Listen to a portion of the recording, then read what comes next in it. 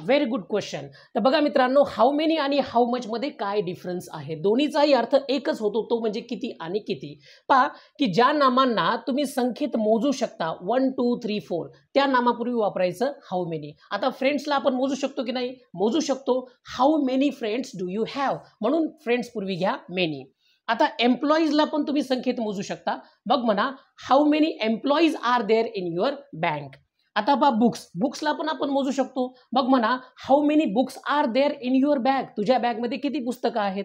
ब्रदर्सला पण तुम्ही संख्येत मोजू शकता. मग म्हणा how many brothers do you have. तुला भाऊ किती?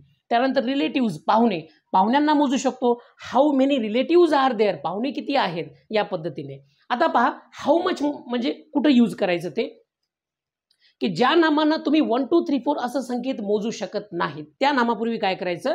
हाऊ मच वापरायचं. आता पहा शुगर, साखर 1 2 3 असं मोजू शकता का? नाही. मग म्हणा how much sugar is there. किती साखर आहे? मिल्क, दुधाला मोजू शकतो का आपण? नाही. 1 2 3 4. मग म्हणा how much milk is there in the tank.